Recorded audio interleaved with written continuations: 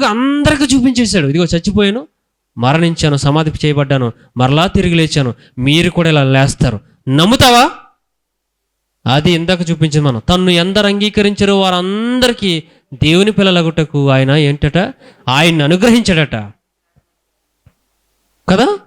దేవుడు లోకం ఎంతో ప్రేమించాలని 3:16 ఉంది కదా యోహాను సువార్తలో. విశ్వసించాలని ఉంది అక్కడ. విశ్వాసం ఉంచి ప్రతి వాడికి. ఎందుకు విశ్వాసం ఉంచాలి? కాళ్ళు నొప్పి తగ్గింది, కళ్ళు వచ్చాయి, కళ్ళు పోయాయి, నా కళ్ళు వచ్చాయి కాబట్టి విశ్వసిస్తున్నా. కాళ్ళు లేవు, కాళ్ళు వచ్చాయి కాబట్టి విశ్వసిస్తున్నా. కడుపు నొప్పి పోయింది కాబట్టి విశ్వసిస్తున్నా. మోకాళ్ళ నొప్పులు పోయాయి కాబట్టి విశ్వసిస్తున్నా.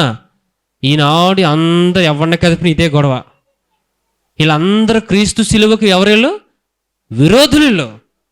క్రీస్తు ఇలా బోధించేవాళ్ళు, అలా విశ్వసించే వాళ్ళు అందరూ ఏంటట? క్రీస్తు శిలువకు వ్యతిరేకులు, విరోధులు వాళ్ళంతా. వీళ్ళు ఒక రకం. ఇది మనలో ఉండే బ్యాచ్. ఇదంతా క్రైస్తవంలో ఉన్నటువంటి ఒక ముఠ. అక్రమం చేసేవాళ్ళు అవతల పోనాడు దేశప్రభు మొక్క దెబ్బతో అంటాడు అని ముందే చెప్పాడు. అంటానని ముందే చెప్పాడు. వీళ్ళందరికీ అప్పుడు ఉంటుందిలే, ఇప్పుడు ఉంటుంది, అప్పుడు ఉంటుంది. అప్పటి వరకు ఎవరికాడ ఏంటని కూడా తోపు అనుకుంటారు, తమకు తామే గొప్పవాళ్ళు అనుకుంటారు, తమకు తామే గొప్పవాళ్ళు, మంచివాళ్ళు, మాకే తెలుసు అనుకుంటారు. కనుక ప్రియులరా, ఆయన మరణించి తిరిగి లేచిన దానిలో ప్రథమ ఫలంగా ఆయన పునరుద్ధానుడయ్యాడు. ఈ రోజు అంటే ఈ రోజు అని కాదు, ఆ రోజు జరిగింది. ఇక అస్తమానం నేడే లేచిన అనుకో, క్రీస్తు నేడు పుట్టినని ఇవన్నీ అలా కొట్టుకొచ్చేస్తున్నారు అంతే. బుద్ధిహీనమైన మాటలు ఇంకా మూలపాటాలు వేస్తున్నారంటే ఏమనుకోవాలని. క్రీస్తు నేడు పుట్టిన అన్నమాట ఇంకా పిచ్చోళ్ళ చూడాలి నిన్ను. అసలు కనీసం బైబిల్ జ్ఞానం ఉన్నవాళ్ళు ఎలా చూడాలి? క్రీస్తు నేడు పుట్టాడు ఇప్పుడు చెప్తున్నాడంటే మరణం చెప్పాలి, ఆయన శిలువ త్యాగం చెప్పాలి, ఆయన పునరుద్ధానం చెప్పాలి. దాని మీదే నువ్వు విశ్వసించాలి, ఆ పునాది మీద నువ్వు కట్టబడాలి అని చెప్పాల్సింది పోయి ఇంకా మూలపాటాలో క్యాసెట్ వేస్తుంటే ప్రభు ఎప్పటికి అర్థమవుతాడు? ఆయన శిలువ త్యాగం ఎప్పుడు అర్థమవుద్ది? ఆయన బలియాగం ఏమేమి అర్థం చేసుకుంటాడు? ఆయన గొప్పతనాన్ని అర్థం చేసుకుని ప్రాయశ్చిత్తం ఎప్పుడు పడతాడు మనిషి? ఎప్పుడు వస్తాడు దేవుని దగ్గరికి? పాపాలు ఒప్పుకోవద్దా? ఎంతసేపు నిన్ను బాగు చేస్తాడు, అది చేస్తాడు, ఇది చేస్తాడని చెప్పుకుంటూ పోతున్నారంటే ఇక ఏం అర్థమవుతాడని ప్రభు. ఇప్పుడు దేవునికి అన్యాయం చేసేది ఎవడు? అలాంటి బోధకులు కాదు, అలాంటి బోధకులు ఎవరైతే వాళ్ళు. ఇలాంటి వాళ్ళు ఒక రకమైతే బయట నుంచి మనల్ని పొడిచేవాళ్ళు మరికొందరు. ఆయన అసలు సంపూర్ణ మానవుడు కాదని చెప్పి వాదిస్తూ మొదలు పెట్టారట. అప్పుడు యోహాను గారు ఎత్తుకున్నాడు. రండి, యోహాను గారు ఎత్తుకున్నాడు, మొదలు పెట్టాడు, రాస్తున్నాడు, ప్రప్రథమంగా రాస్తున్నాడు. వాక్యమైనటువంటి ఆ దేవుడట శరీరధారికి 14 వచనం. ఆ వాక్యము యోహాను సువార్త 1:14 వచనం. ఆ వాక్యము శరీరధారి అయి, ఏ ధారి అయి?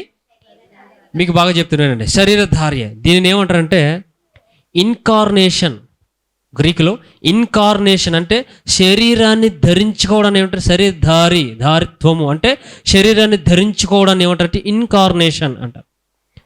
ప్రభువు ఇన్కార్నేషన్ అంటే శరీరాన్ని ధరించుకున్నాడు అని ఎంత స్పష్టంగా చెంప చెల్లుమనేటట్లుగా ఆనాడు ఉన్నటువంటి ప్రజానికానికి క్రీస్తు శకం మొదటి శతాబ్దంలో ఇదిగో యోహాను గారు వాళ్ళందరికీ చెంప చెల్లుమనేటట్లుగా ఆయన వాక్యమైన దేవుడు ఇదిగో శరీరాన్ని ధరించుకుని భూమి మీదకి వచ్చాడు.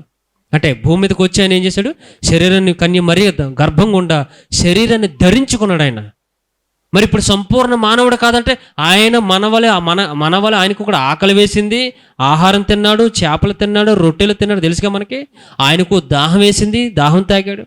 ఆయన అలసిపోయినట్టు ఆయన అమరమున అంటే ధోని అమరమునకు పడుకుని తలవాల్చుకుంటాడంట.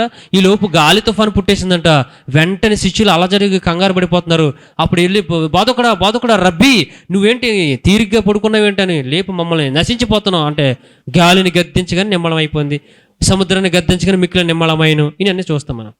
అంటే ఆయనకు కూడా అలసట ఉంది. నీకెలాగైతే పని చేస్తే అలసిపోతావు, ఆయన అలసిపోయాడు. నీకెలాగైతే ఆకలిస్తుంది ఆయనకి అలాగే ఆకలిస్తుంది, నీకెలాగైతే దాహం వేస్తుంది ఆయనకి దాహం వేస్తుంది.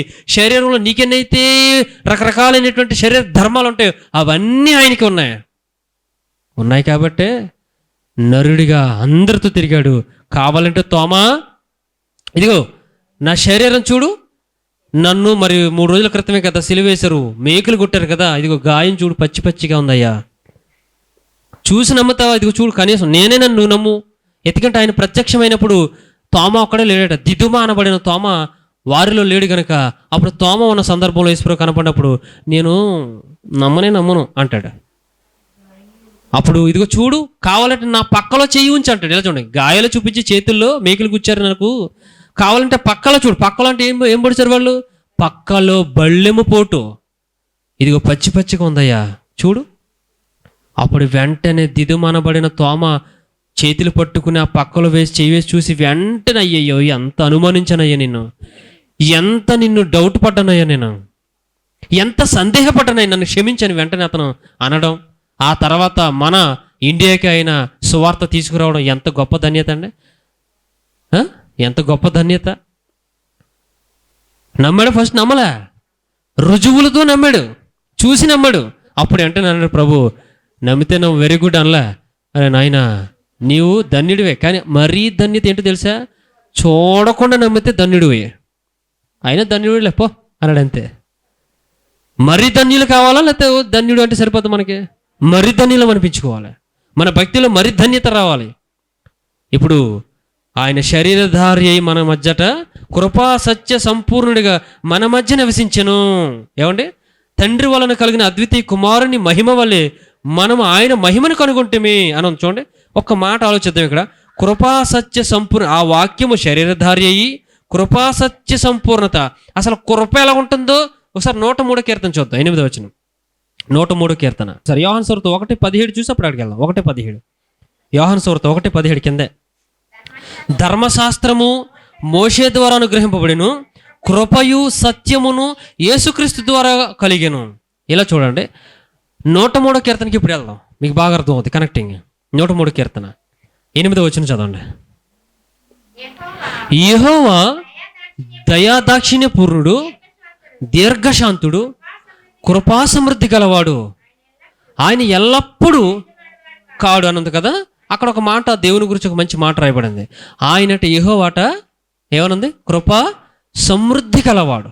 ఇప్పుడు యెహోవాకు కృపా సమృద్ధి గలవాడని పాత నిబంధనలో ధర్మశాస్త్రంలో కీర్తనల్లో రాసినప్పుడు మాట మనుషులకు అర్థం కాలే. దేవుడు ఎంత కృపామయుడు, ఆయన ఎంత దీర్ఘశాంతుడు, ఆయన కృప విలువ తెలియలేదు మనుషులకి. విలువ బాగా అర్థం చేసుకోండి. అసలు కృప అంటే ఎంత గొప్పదో వాళ్ళకి అర్థం కాలే ఆనాటి కాలానికి.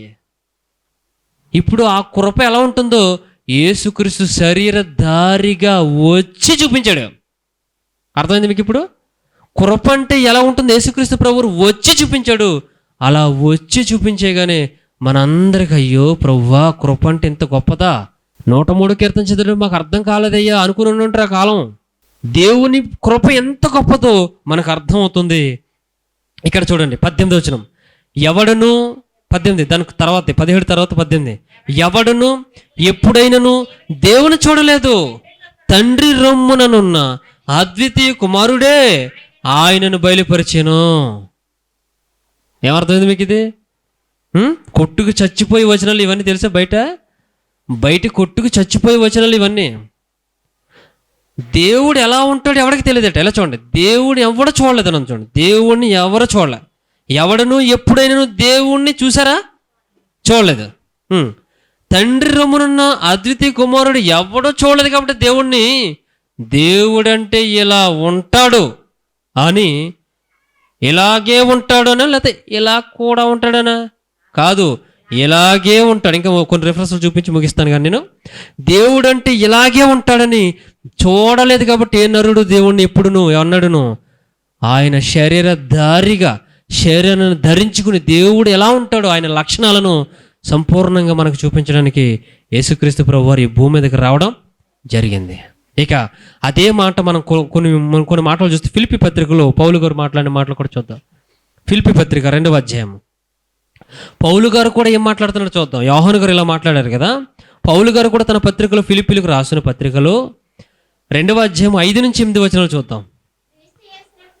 క్రీస్తు యేసునకు కలిగిన ఈ మనస్సు మీరును కలిగి ఉండి, ఆయన ఇప్పుడు బాగా చూడండి అందరూ, క్రీస్తు యేసునకు కలిగిన ఈ మనస్సు మీరును కలిగి ఉండండి, ఆయన దేవుని స్వరూపము కలిగిన వాడయుండి దేవునితో సమానముగా ఉండుట విడిచిపెట్టకూడని భాగ్యమని ఎంచుకొనలేదు కానీ మనుషుల పోలికకు పుట్టి ఇప్పుడు వినండి అందరూ, ఇప్పుడు వినండి. మన టాపిక్ ఏంటి? యేసుక్రీస్తు సంపూర్ణ మానవుడా? ప్రశ్న. ఎస్, సంపూర్ణ మానవుడే అని యోహాను గారు నొక్కి చెప్పాడు. రోమా చరిత్రలోకి వెళ్ళి అడిగితే చరిత్ర చెబుతుంది రోమా ప్రభుత్వమే దానికి సాక్ష్యం. పక్కలో బళ్ళింపోటు పొడిచింది వాళ్ళే, చచ్చిపోడని కన్ఫర్మ్ చేసుకున్నది వాళ్ళే. అర్థమైంది మీకు? సమాధికి ఎప్పుడు పెడతారంటే చచ్చిపోడని కన్ఫర్మ్ చేసుకుని పెడతారు, లేకపోతే పర్లేదులని పెట్టేస్తారా? చనిపోయాలని కన్ఫర్మ్, అది కూడా ప్రభుత్వ పరిధిలోకి వెళ్ళిపోయాక, అది కూడా చట్ట పరిధిలోకి వెళ్ళిపోయాక అన్ని రూల్స్ ప్రకారం జరుగుతాయి తప్ప మన ఇష్టం వచ్చినట్టు జరగవు. ఆయన యేసు అనేటువంటి ఆయన చనిపోయాడు సిలువ మీద అని కన్ఫర్మ్ చేసుకుని, రుజువు చేసుకుని, ఒక బళ్ళింపోటు పొడిచి చూసి అప్పుడు కన్ఫర్మ్ చేసి మొత్తం అన్ని విధాలుగా దింపి ఆయన తీసుకుపోయి శవాన్ని తీసుకుపోయి అందులో పెట్టి మళ్ళీ భయంకరమైన కట్టుదిట్టమైన భద్రత పెట్టి ఎస్కార్ట్ని పోలీసులు పగడబంది బందోబస్తు పెట్టేశారు. అంతే. ఎవడో అటువైపు వెళ్ళరు. 144 సెక్షన్ టైప్ అనమాట.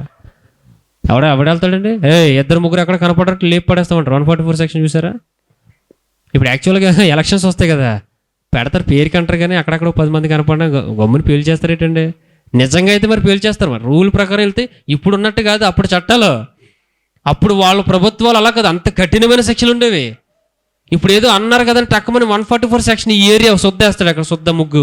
నిజంగా కనపడడానికి ఇద్దరు ముగ్గురు కనపడడానికి నిజంగా పేల్చేయాలి, అడిగితే సరిపోవడం. ఇంకా ఆ బాడీ అక్కడ పడిందంటే వీడు ఇందులోకి వచ్చాడు కూడా పేల్చేసానంట. అసలు ఎవడో ఏం చేయడానికి లేదు అక్కడ. చెప్పారు కదా ఆల్రెడీ, ఈ పరిధిలోకి ఎవడో రాకూడదు, గుంపులుగా రాకూడదు, ఏదో 10 మంది ముగ్గురు నలుగురు కలవకూడదు, ఉండకూడదు అన్నాడు. అంతే. అయినా వెళ్ళారనుకోండి, మమ్మల్ని ఎవడు ఆపేది ఎవడరా? కొంతమంది నాయకులు బయట అంటారు, నన్ను ఆపేది ఎవడు, మనల్ని ఆపేది ఎవడరా? ఈ డైలాగులు కొడుతూ ఉంటారు. నిజంగా లేపైతే ఒక నిమిషంలో తోట తుప్పుకుమంటుంది. అంతే. మనల్ని ఆపేది ఎవడరా అని రొమ్ము విరుచుకున్నాడు అనుకోండి, చట్టం నిజంగా తన పని చేసిపోతే పాపం అనడానికి నోరు ఉండదు, గుండు ఉండదు, ఏముండదు. ఒక తోట గుండు మాత్రం గుండులో దిగి ఉంటుంది కదా. ఇక్కడ కూడా మనం గమనిస్తే ఫిలిప్పీ పత్రికలో దేవుడు చక్కగా మనకు వివరిస్తున్నాడు. ఆయనట మనుష్య పోలికగా అనొచ్చు. ఎంత మంచి మాట అదే.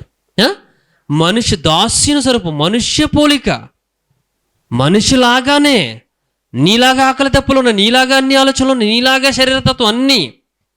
మరి శరీరతత్వం లేదంటారేంటి? శరీరధారిగా రాలేదంటారేంటి? వీళ్ళందరూ సాక్షులు, అపోస్తుల సాక్షులు, ఆ కాలంలో ప్రజల సాక్షులు, చరిత్రలో రోమ ప్రభుత్వం సాక్ష్యం. ఇన్ని రుజువులున్నా కూడా ఇప్పుడు మనం ఆనాడు ఎదురకుండా చూసిన వాళ్ళు నమ్మి సావలేదు చాలామంది. కానీ నమ్మిన వాళ్ళు ఉన్నారండి. వాళ్ళు ఉన్నారు కాబట్టి, నిజంగా ఆయన్ని విశ్వసించారు కాబట్టి, ఆయన తిరిగి లేచాడని చూసి నమ్మారు కాబట్టి వాళ్ళు చెప్పింది ఇప్పుడు మన దాకా వచ్చింది బైబిల్ రూపంలో కదా. ఇప్పుడు నేను చెప్తున్నాను, నెక్స్ట్ జనరేషన్కి వెళ్తుంది. ఇప్పుడు పిల్లలు వీళ్ళంటున్నారు, చిన్న చిన్న పిల్లలు వీళ్ళు నేర్చుకుంటారు, ఈ బైబిల్ పట్టుకుంటారు. నెక్స్ట్ జనరేషన్కి ఇప్పుడు మనం విశ్వసించి చెబుతున్నాం. మళ్ళీ యేసుప్రభు పుట్టి మళ్ళీ చచ్చిపోయి మళ్ళీ చూపిస్తాడు ఇటు వస్తామన్న రుజువులు. ఒక్కసారి బలి, అది ఒక్కసారి బలి, సదాకాలం నిలిచి బలి కదా. లాస్ట్ క్లాస్లో మనం మాట్లాడుకున్నాం, సదాకాలం నిలిచి బలి హెబ్రీ పత్రికలో. ఒక్కసారి బలి చూసి అప్పుడు నమ్మినోడు తర్వాతోడికి చెప్పాడు, వాడు ఇంకొకటి చెప్పాడు, వాడు ఇంకొకటి చెప్పాడు, వాడు ఇంకోటి, అలా చివరికి ఎక్కడ దాకా వచ్చింది? మన దాకా వచ్చింది. మళ్ళీ నేను చూస్తే నమ్ముతాను అన్నావంటే నువ్వు పిచ్చిదాను, పిచ్చోడివి కదా. ఇంకా చూస్తాను అనకూడదు. ఇక చూసి నమ్మిన వారి కంటే చూడక నమ్మిన వారు ధన్యులు. అయినా నీకు ఆధారంగా చరిత్రలో ఉన్నది తీసుకో, బైబిల్లో ఉన్నది తీసుకో. శరీరధారి వచ్చెను కదా, శరీరధారి వచ్చెను. మళ్ళీ చదువుతాండి. క్రీస్తు ఆయన దేవుని స్వరూపము కలిగిన వాడయ్యుండి, చూడండి, దేవునితో సమానముగా ఉండుట విడిచిపెట్టకూడని భాగ్యమని ఎంచుకొనలేదు. కానీ ఇక్కడ ఎలాగ పాయింట్ వచ్చింది కాబట్టి యేసుప్రభు గారి యొక్క క్యాడర్ గురించి మాట్లాడుతానే. ఒకసారి యేసుప్రభు క్యాడర్ ఏంటి, ఆయన స్థాయి ఏంటో చెప్తా. వచ్చింది కాబట్టి వచ్చింది కాబట్టి సిచ్యువేషన్. దేవునితో సమానంగా ఉండుట అంటే అర్థం ఏంటి చెప్పండి నాకు. యేసుప్రభు అట దేవునితో సమానంగా ఉండుట, ఆయనకు భాగ్యం ఉందంట. అక్కడ దేవునితో సమానంగా ఉండే భాగ్యం ఉందంట ఆయనకి. దాన్ని విడిచిపెట్టకూడదయ్యా. అబ్బాయి ఈ స్థాయి నుంచి నేను కిందకి వెళ్ళకూడదు, మనిషిగా వెళ్ళటం ఏంటి, నరుడిగా వెళ్ళటం ఏంటి అని అనుకోలేదట. దాని గురించి మాట్లాడతారు. అసలు దేవునితో సమానంగా ఉండటం అంటే ఆ క్యాడర్ ఎలా అర్థం చేసుకోవాలి? దేవుడే అని అర్థం చేసుకోవాలా, లేకపోతే దేవుడి కంటే కొంచెం తక్కువ అని అర్థం చేసుకోవాలా? అంటే తెలుగు వచ్చిన వాళ్ళు ఎవరైనా ఈ మాట చదివితే అదే అర్థం అవుతా, లేకపోతే ఇంకేటి ఏదైనా అర్థం అవుద్దా? మన తెలుగు బైబిల్ కాబట్టి తెలుగు వచ్చిన వాళ్ళు ఎవరికైనా ఈ వాక్యం చదవగానే దేవునితో సమానంగా ఉండుట విడిచిపెట్టకూడని భాగ్యమని అన్నది కదా. దేవునితో సమానంగా, బా ఆ మాట చూడ, దేవునితో సమానంగా అంటే దేవుడు యెహోవా దేవుడు ఎంత అయితే యేసు కూడా అంతే. కొద్ది తక్కువనే ఉంది అక్కడ బైబిల్లో ఏమైనా తక్కువ, కొంచెం తక్కువనే ఉందా కదా. ఈక్వల్, దాన్ని ఏమంటారంటే కో ఈక్వల్ అంటారు. దాన్ని ఏమంటారు తెలుసా? కో ఈక్వల్ అంటే సహసమానులు అని అర్థం. కో ఈక్వల్, దేవునితో సమానంగా ఉండుట విడిచిపెట్టకూడని భాగ్యం ఎంచుకోకుండా ఎవరి కోసం వచ్చాడు ఆయన? నీ కోసమా? మట్టి దేహాలు కలిగిన మన కోసమా? చెడు బుద్ధులు కలిగిన మన కోసమా? భయంకరమైన పాప బ్రతుకులు మన కోసం. అవును, మన కోసమే కదా. 103 కీర్తనలు చూసాం కదా. ఆయన దేవుడు ఎంత కృపో, ఇందులో ప్రేమ ఉన్నదని యోహాను సువార్తలో అంటాడు. ప్రేమ ఉందట అందులో, క్రీస్తు రావడంలోనట ప్రేమ ఉందట. ఆయన ఎంత ప్రేమించాడు కాబట్టి దేవుడయ్యుండి కూడా ఎక్కడికి వచ్చాడు? నరుడిగా వచ్చాడా. That is incarnation. శరీరం ధరించాడు. ఎందుకంటే నువ్వు నమ్మో. ఏమంటే దేవుడి కంటే తెలివిన వాళ్ళమండి మనం. నమ్మిసావమని శరీరంతో వచ్చాను చూడు తోమా అని చెప్పాడు. అంతకుముందు అందరూ చూశారనుకోండి, తాకి చూశారు. మేము దేనినైతే నిదానించి తాకి చూచితమో దానిని గురించి మీకు బోధించుచున్నాము అన్నారు లేదా అపోస్తలులు? అన్నారు. ఇక ఇంకొక మాట, కొలసి పత్రిక శరీరంతో వచ్చాడని ఇక్కడ రుజువు అవుతుంది. అలాగే ఆయన దేవుడు అయ్యి ఉన్నాడు కూడా, అంటే సంపూర్ణ దేవుడు, సంపూర్ణ నరుడు. నెక్స్ట్ కొలసి పత్రిక 1:15 నుంచి చదువుకునే మాటలు. కొలసి పత్రిక 1:15 నుంచి ఆయన అదృశ్య దేవుని స్వరూపి. ఆయన ఎవరట? యేసు ప్రభు. బాగా మనసు పెట్టండి. మళ్ళీ యేసుక్రీస్తు అట కనబడకుండా ఉన్నాడు దేవుడు, మహాశక్తి దేవుడు. ఆయన స్వరూపమే యేసు ప్రభు అట. ఇప్పుడు ఇది ఏం తక్కువగా ఉన్నట్ట లెక్క, లేకపోతే సేమ్ డిటోనా లేకపోతే కొంచెం తేడాగా ఉందండి? చెయ్యి వంకరగా ఉందండి, కాలు ఏళ్ళు వంకరగా ఏమన్నా? సేమ్. ఏమర్థమవుతుంది? సంపూర్ణ దేవుడు. రైట్. దేవుడు కాదు ఈయన దూత అనేవాడు ఒకడు, నరుడు అనేవాడు ఒకడు. ఇలా ఎవడెవడో ఎన్నో చేస్తుంటే ఆ నరుడిగా అసలు నరుడిగానే రాలేదనే వాళ్ళు ఒకడు. ఇప్పుడు దాని గురించి చెప్తున్నా మొత్తం అంతా. నరుడిగా రాలేదని, అసలు సంపూర్ణ మానవుడు కాదు కాబట్టి ఆయన దేవుడిగా ఉన్నాడు కాబట్టి ఆయన్ని చేసేసాడు అని వాళ్ళు చెప్పుకుంటూ వచ్చి క్రైస్తవ పునాది సిద్ధాంతాన్ని, పునాది నమ్మకాన్ని పడగొట్టే ప్రయత్నాలు అదిగో క్రీస్తు శకం 1వ శతాబ్దం యోహాను గారు ఉన్న కాలం నుంచి ఇప్పటి వరకు అలా పెచ్చిమిరిపోతుంది. Okay, right. ఇంకా కింద చదువుతున్నాం చూడండి. అదృశ్య దేవుని స్వరూపి అయి సర్వ సృష్టికి ఆది సంభూతుడై ఉన్నాడు. ఎలయనగా ఆకాశమందున్నవియు భూమి అందున్నవియు దృశ్యమైనవి గాని అదృశ్యమైనవి గాని అవి సింహాసనములైనను ప్రభుత్వములైనను ప్రధానులైనను అధికారులైనను సర్వమును ఆయన యందు సృజింపబడును. సర్వమును ఆయన ద్వారాను ఆయనను బట్టి సృజింపబడును. ఆయన అన్నిటికంటే ముందుగా ఉన్నవాడు, ఆయనే సమస్తమునకు ఆధారభూతుడు. ఆయన అన్నిటికంటే ముందుగా ఉన్నవాడు, ముందుగా పుట్టినోడా? ఈ మాట ఎందుకన్నా మీరు తర్వాత రాబోయే క్లాసుల్లో వింటారు. మళ్ళీ చెబుతున్నాను చూడండి. ఆయన అన్నిటికంటే ముందుగా ఉన్నవాడు, లేకపోతే ముందుగా పుట్టాడా యేసుప్రభు?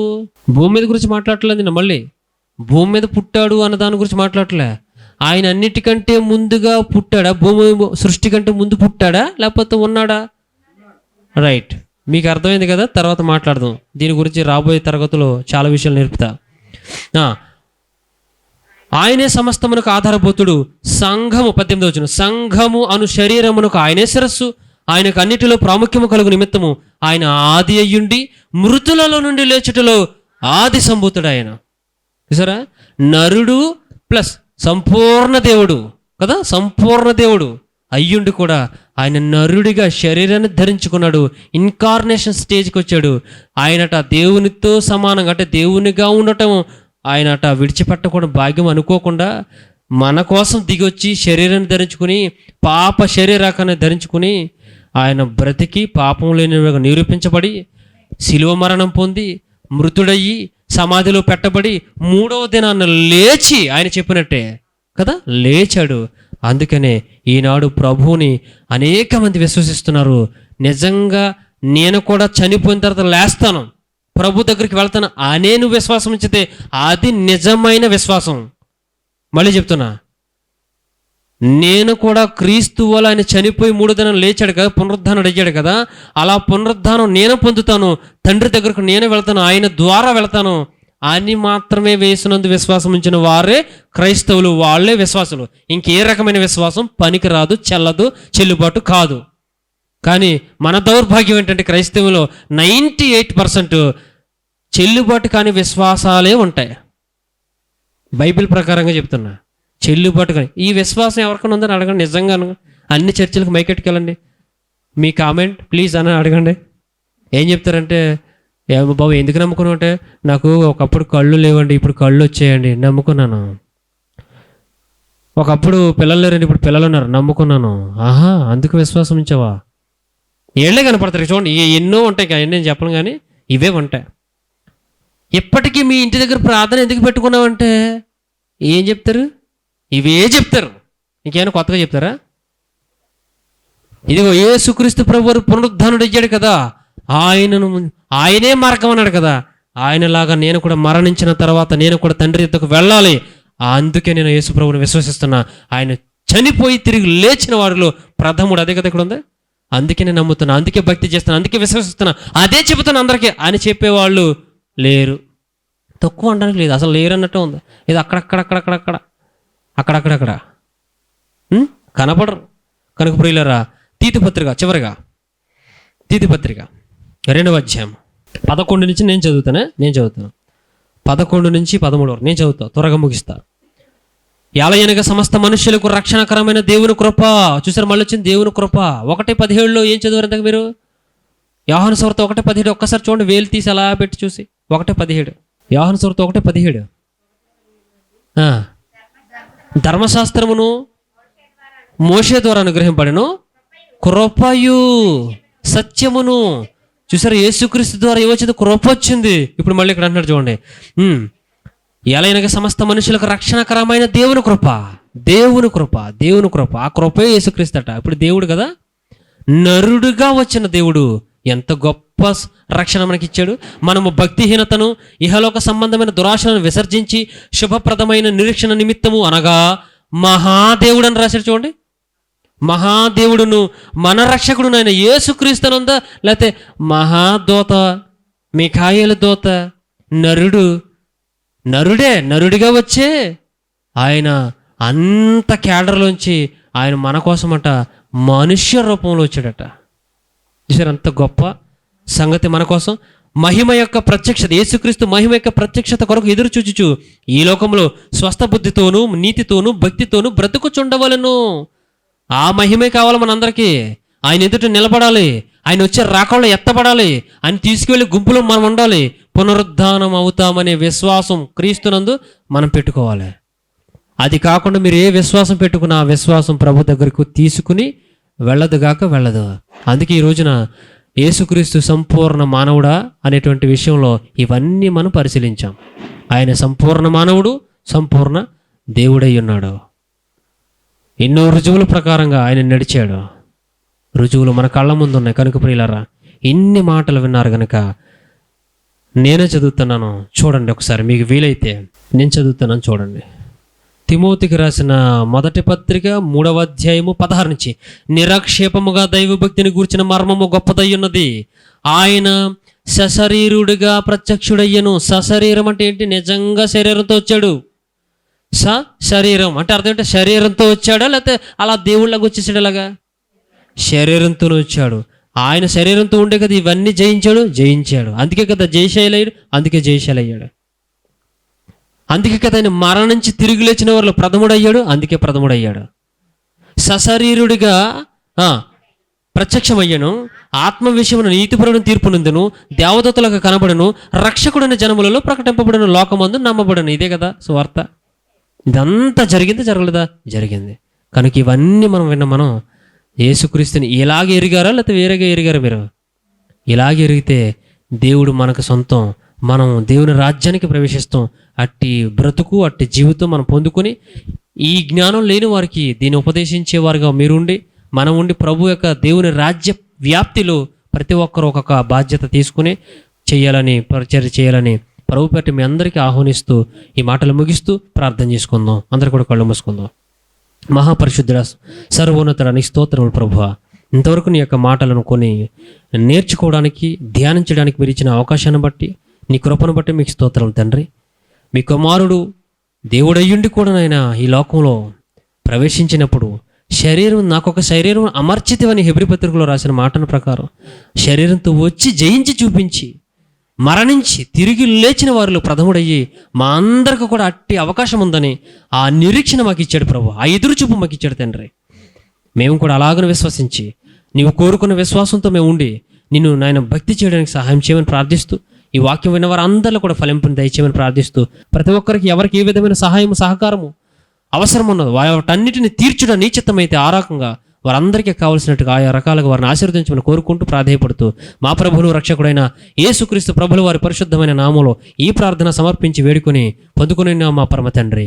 ఆమేన్. మన తండ్రి అయిన దేవుని ప్రేమయో, కుమారుడైన యేసుక్రీస్తు వారి కృపయో, పరిశుద్ధాత్మని యొక్క అన్యోన్య సహవాసం సదాకాలం మనందరికీ ఎల్లప్పుడూ తోడైన నడిపించును గాక. ఆమేన్. అందరికీ వందనాలు ప్రియులారా.